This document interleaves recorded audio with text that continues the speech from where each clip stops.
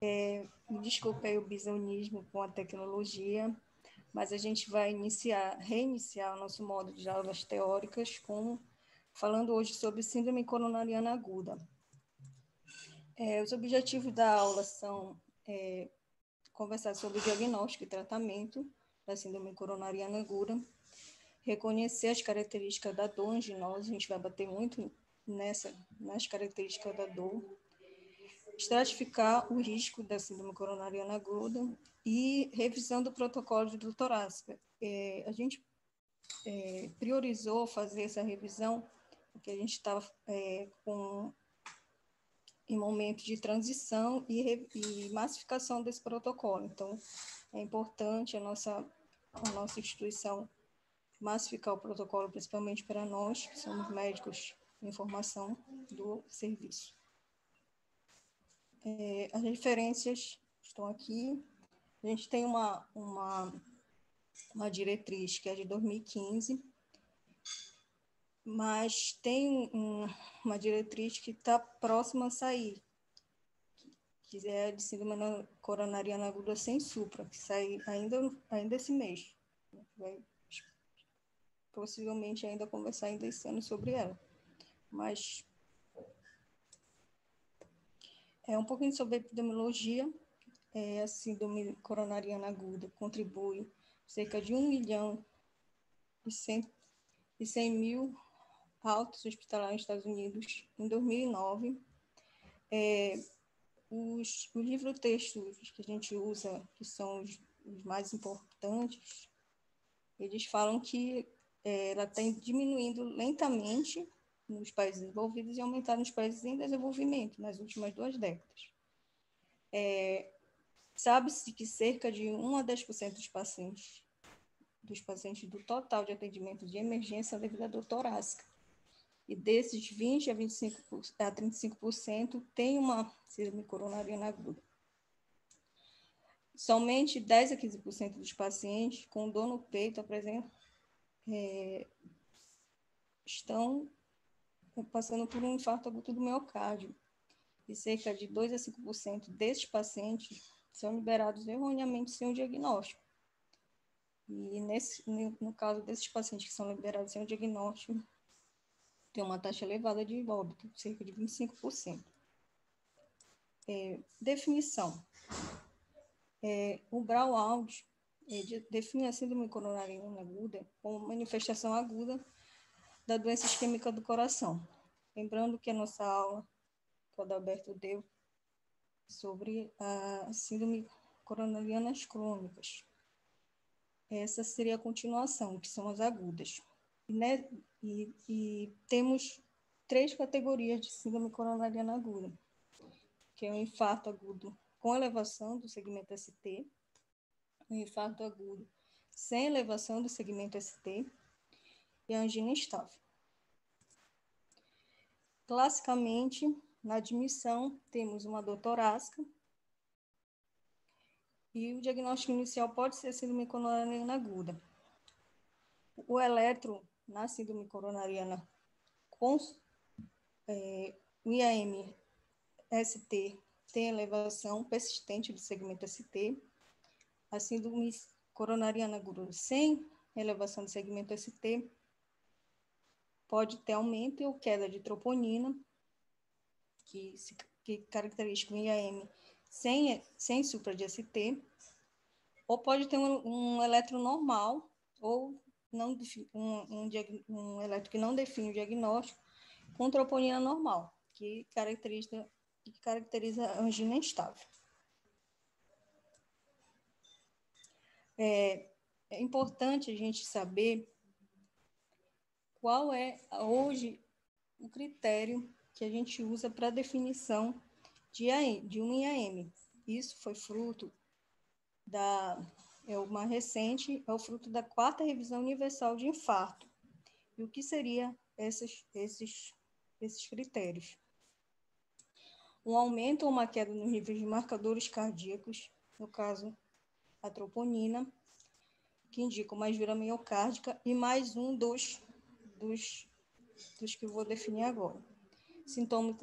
Sintomas de isquemia miocárdica, que pode ser a dor, alterações no segmento ST, na onda T, um BRE novo, desenvolvimento de onda Q patológica, perda do músculo cardíaco viável ou alteração da motilidade segmentar em algum método de imagem, identificação de trombo intracoronário por angiografia ou autópsia. Essa é a definição universal do infarto. Mas a gente vai lembrar aqui também quais são os outros eventos que podem alterar a troponina.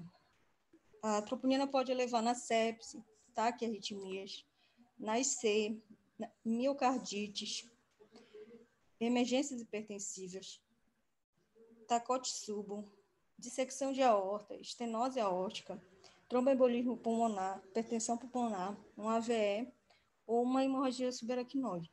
Todos esses são condições que aumentam a troponina. Temos outra definição importante, que é os diferentes tipos de infarto. Os infartos são divididos em 5 categorias, e o tipo 1, que é o mais comum, ocorre pela instabilidade de uma placa, de placa. O tipo 2 é um desbalanço de oferta e demanda. 3 é um infarto com morte súbita. E o tipo 4 relacionado à angioplastia. E temos ainda o tipo 5, que é relacionado à cirurgia cardíaca. A gente vai massificar a questão da dor. A dor é muito importante, porque o nosso protocolo se baseia nessa característica principal do IAM, tá? Das síndromes coronarianas agudas.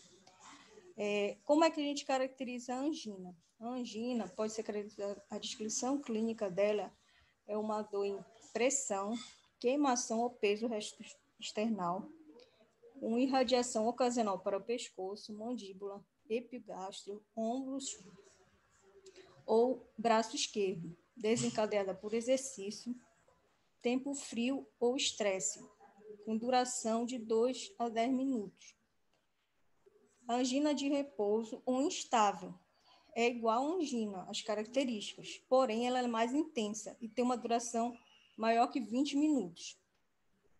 Baixa tolerância ao esforço e o padrão dela é crescendo, ela vai cada vez se tornando mais intensa, a dor. Já o infarto, ela tem a mesma característica da angina, porém ela é mais intensa, com início súbito e geralmente durando mais de 30 minutos. Com frequência tem outras características, como dispneia, fraqueza, náuseas e vômitos.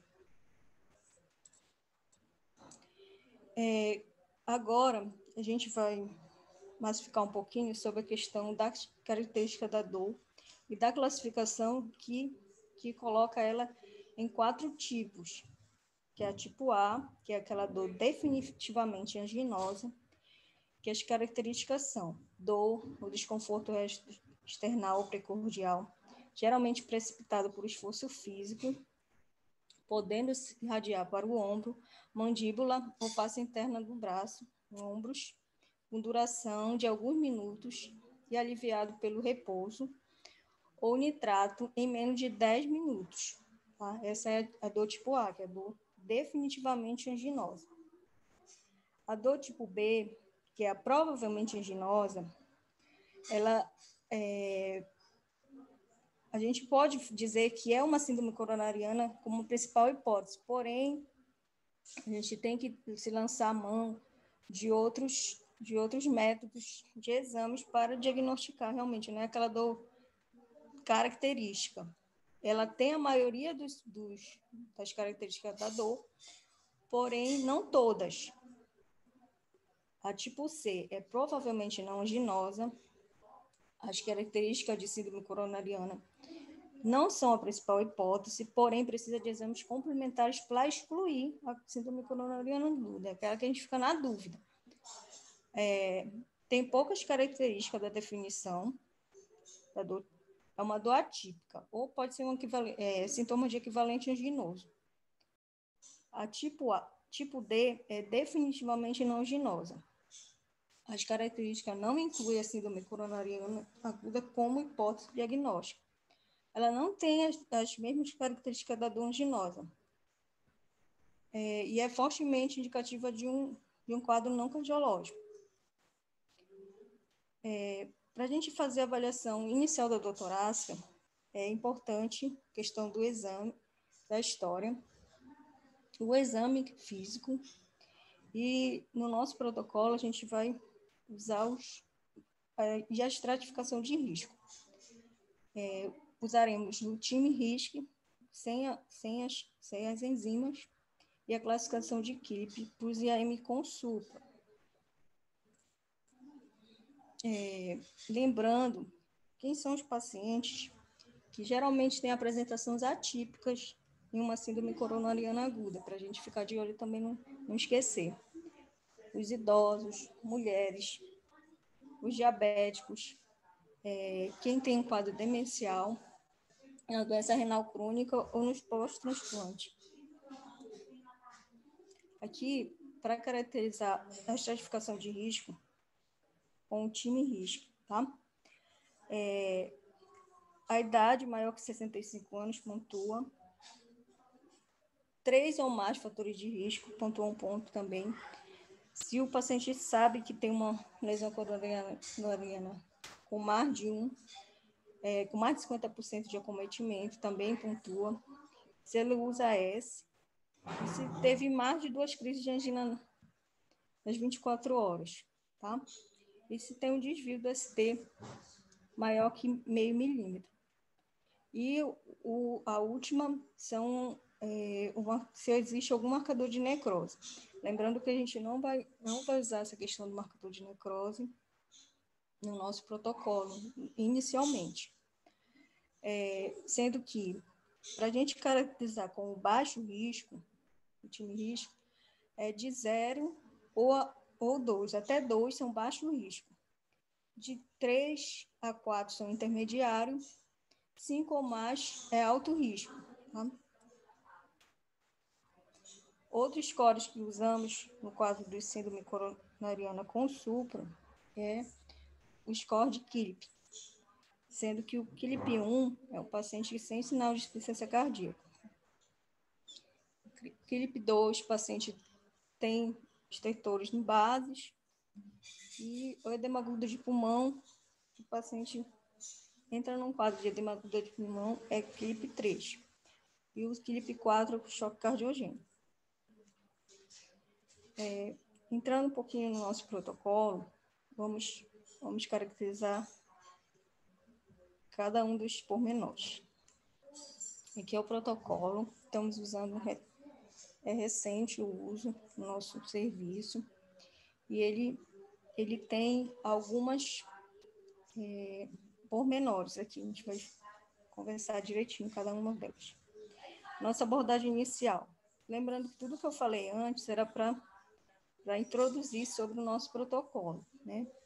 Abordagem inicial da doutorácia ou um equivalente anginoso. História, exame físico, aí o time RISC, vamos calcular, excluindo as enzimas, tá?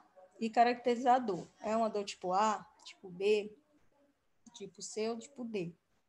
Se for uma dor do tipo A ou B, a gente vai fazer monitor oxigênio e veia, né? Que move aqui, mais o eletro até em 10 minutos. A dor tipo C também. Se tiver um supra de ST ou um BRE novo, vamos acionar uma dinâmica, um tempo de até 90 minutos. Aqui a gente colocou, aqui no protocolo, colocou a tecnaplase, mas a gente ainda não tem no serviço esse fibrinolítico, a gente usa alteplase, só para lembrar. Aqui uma característica importante, se a gente tem supra de ST um D2, D3 e AVF, que é a parede inferior, a gente precisa fazer as outras derivações para ver se não se trata de um infarto inferodorsal, tá? O V3, o V7, V8, ou V3R ou V4R. Tá, esse aqui seria o IAM com supra. Segue esse caminho. O IAM sem supra, que seria o caminho que tem uma dor tipo anginosa, com todas as características, ou uma dor provavelmente anginosa, a gente segue o caminho desse aqui. Quais são as características do eletro? Um infra de ST maior que 0,5 milímetros, inversão da onda T maior que 2 milímetros, alteração dinâmica do ST, isso se houver algum eletro prévio para comparação. Se esse paciente tem um time risco maior que 2, ou seja, um risco intermediário, de intermediário para cima, ou se ele é diabético, a gente pede o CAT e pede o leite de UTI, e ele tem que fazer o CAT de 12 a 24 horas. Tá? Se ele tem um time risco menor ou igual a 2, a gente vai monitorar ele com os marcadores de necrose miocárdica, que são esses aqui, troponina e CKMB, na admissão 3 horas depois e 6 horas depois. Se ele tem mais de 6 horas da dor, tá? Se ele tiver menos de 6 horas, a gente vai fazer no tempo zero, que é na chegada, 3 horas depois e 6 horas depois.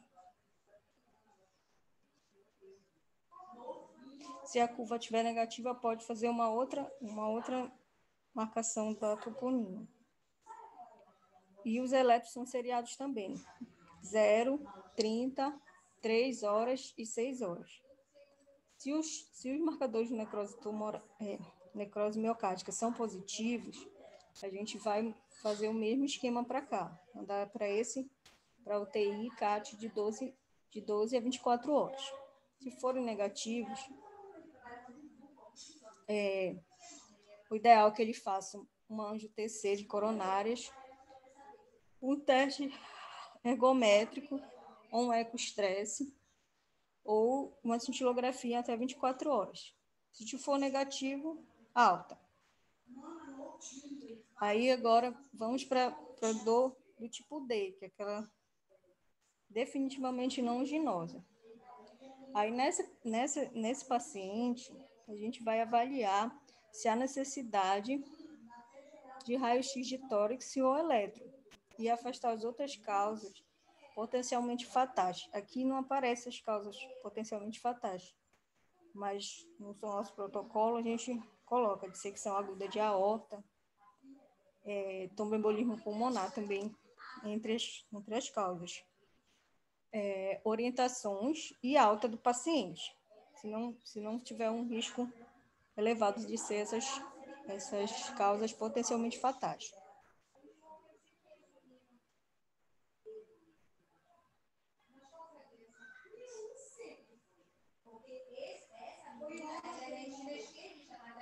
Aqui a gente tem o mesmo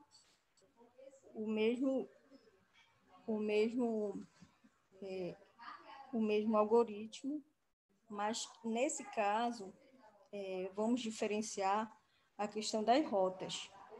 A mesma dor torácica foi caracterizada aqui, tipo A, tipo B, tipo C, tipo D. Se ela tem supra, ele vai seguir a rota 1, e essa rota 1 requer reperfusão e UTI.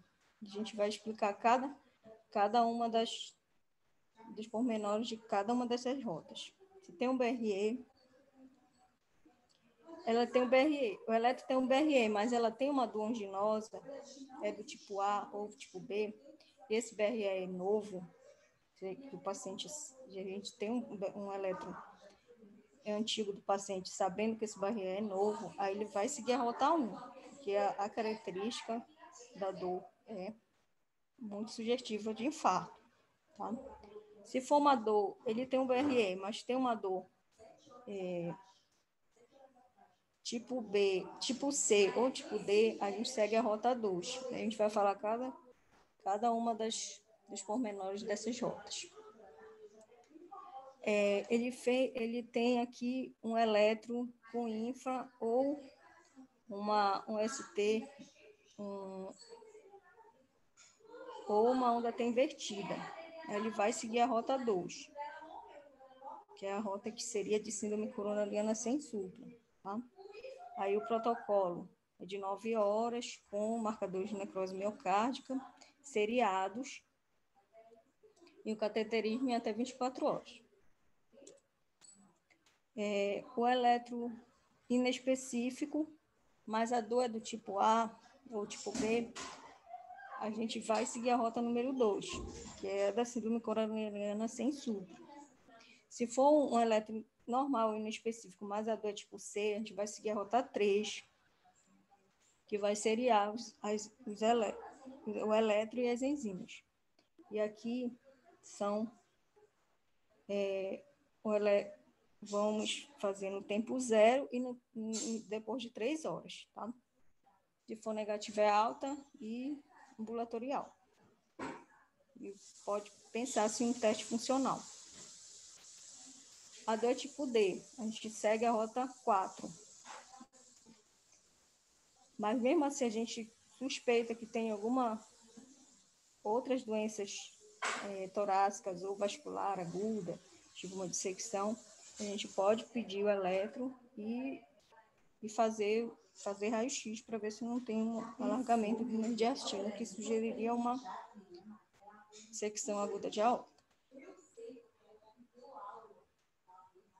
Aí aqui tem um risco baixo, né, que tem um time risco menor que 2, menor ou igual a 2, aí a gente pode pensar em alta, que é a rota número 5.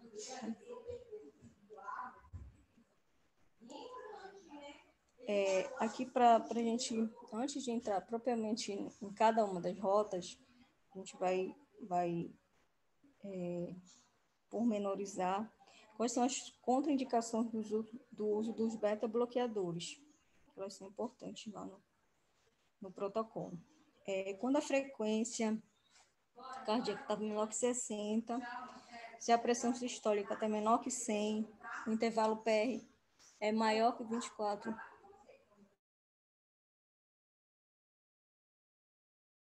milissegundos. Tem um bloqueio atrioventricular de segundo ou terceiro grau, história de asma ou doença pulmonar obstrutiva grave,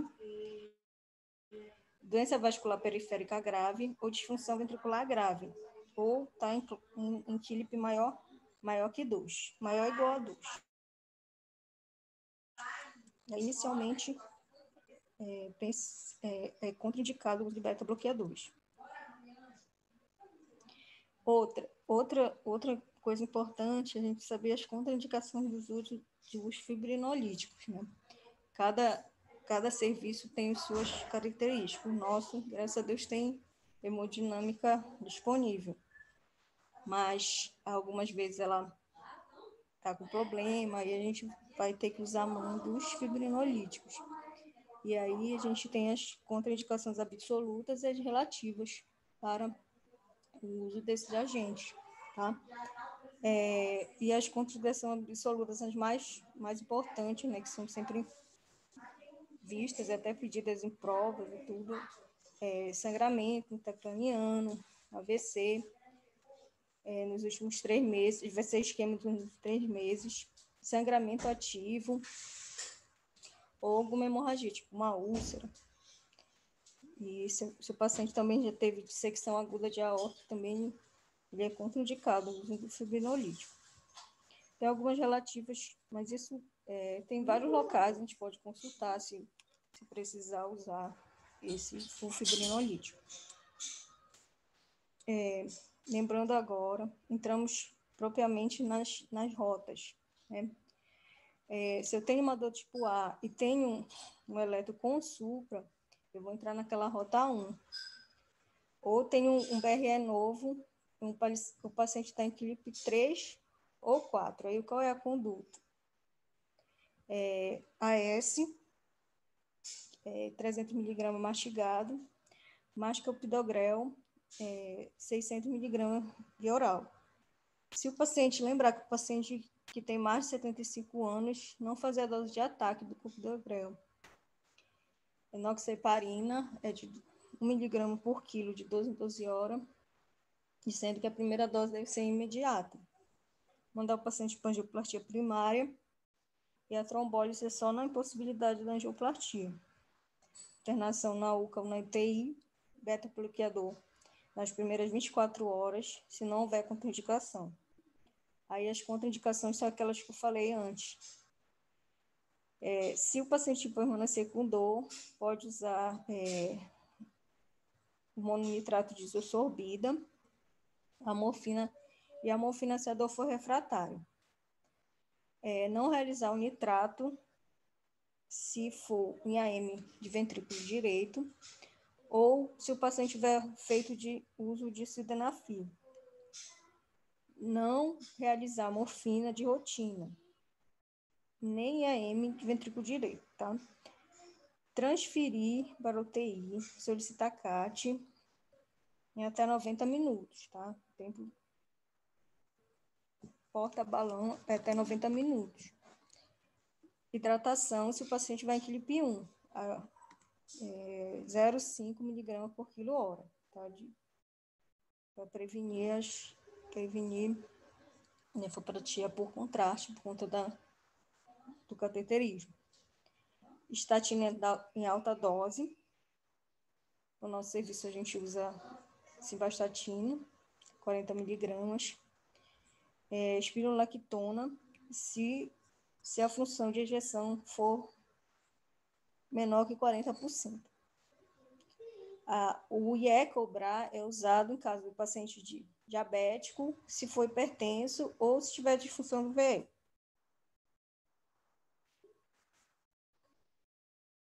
A rota 2, que é aquela rota que se toma quando tem um infra do segmento ST ou onda T invertida. E tem a dor típica. Vamos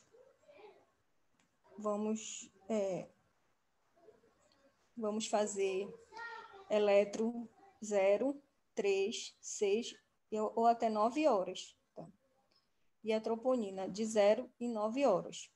E a CKMB 0, 3 e 9 horas. Após a internação. Transferir para UTI, solicitar CAT, que deve ser realizado até 24 horas. Se o paciente tiver mais de 75 anos, lembrando, não fazer a dose do ataque do clopidogrel. Enoxaparina, 1 mg por quilo, de 12 em 12 horas. Angioplastia.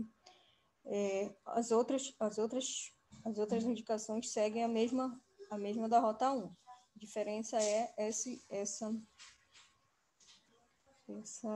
esses seriamentos das enzimas e dos elétrons, tá? Aí, se os exames, por exemplo, o paciente fizer todo o protocolo, os exames estiverem normais, ele recebe alta. Se o cateterismo estiver alterado, ele interna na UTI. Ou fica com a gente lá no site.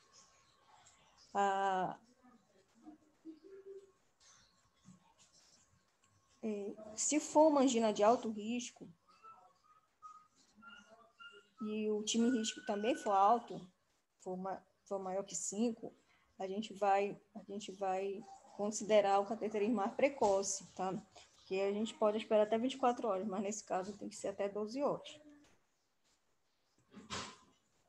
A rota 3 é aquela rota da dor tipo C, que o eletro é normal e inespecífico. A gente vai fazer o seriamento das enzimas e dos elétrons na hora 0 e na hora 6. Tanto a troponina como o CKMB. Se tiver alteração, cateterismo até 24 horas. Se os exames forem normais, alta para acompanhamento ambulatorial.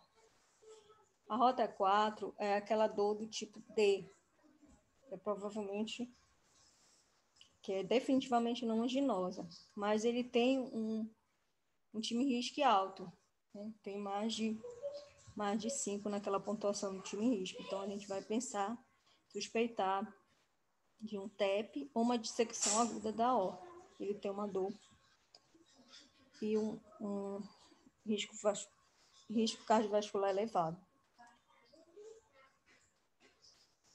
A gente faz a mesma coisa, faz o esquema da rota 2, que é o seriamento dos elétrons e das enzimas, e pensa em fazer a onditomo ou a ressonância do tórax, ou um eco transesofágico, né? A ressonância e o eco ainda não são realidade do nosso serviço, mas ainda vamos conseguir. E a transferência para esse paciente, se confirmar, ou o TEP ou a dissecção de aorta, vai ser para a UCA ou UTI. A rota 5 é da dor do tipo D, mas tem um time risco baixo. Aí é aquela dor definitivamente anginosa e não tem um risco cardiovascular alto, um time risco baixo, a gente pensa em dar alta para o paciente, mesmo logo na entrada. Aqui é só um adendo sobre a questão do tratamento do infarto agudo do miocárdio do ventrículo direito, quando tem repercussão clínica. Tá? A expansão volêmica é muito importante nesse paciente para manter a percarga, evitar o uso de vasodilatadores venosos, como nitratos e os diuréticos. Se precisar, tiver bradiarritmia, pensar em marca-passo. Suporte inotrópico com dobuta. E até mesmo balão intraórtico. Reperfusão mais breve, ou com trombolítico, ou com angioplastia percutânea primária. Cirurgia de revascularização nos casos selecionados. Esse é o protocolo da diretriz de infarto agudo com supra. Aí, relembrando, só para a gente lembrar a parte do infarto de VD, que tem umas características importantes, a questão do volume e do uso dos inotrópicos nesses casos. Aqui é só para a gente massificar um pouquinho sobre a questão das paredes, né? No eletro, os supras na parede inferior, V2, V3 e AVR, lateral AVL e D1, lateral alta, a anterior V1, V2, V3 e V4, anterior extensa até V6,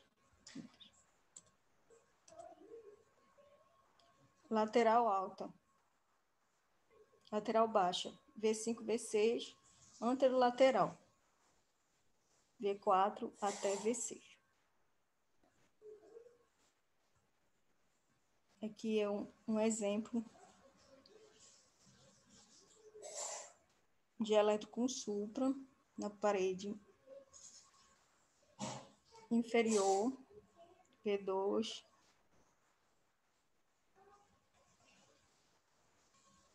V3 e AVF, tá? Aqui o eletro com supra na parede anterior, extenso,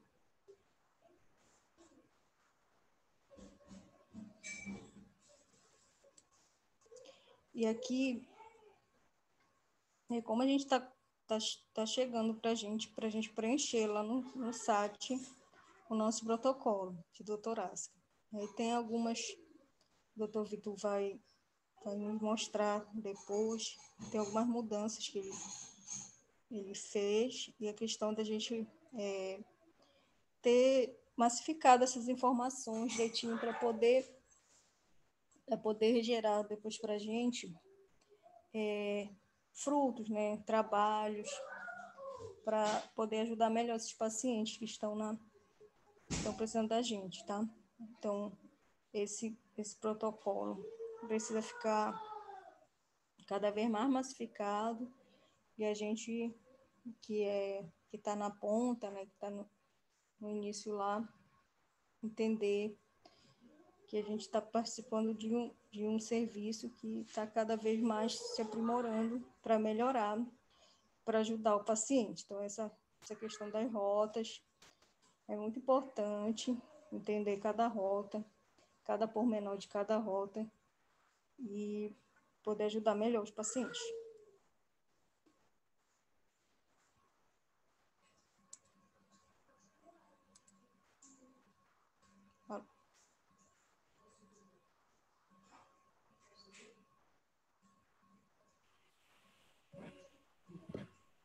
O doutor Vitor caiu, eu acho. Alô? Vamos escutando? O doutor Vitor caiu. O Alberto, que é o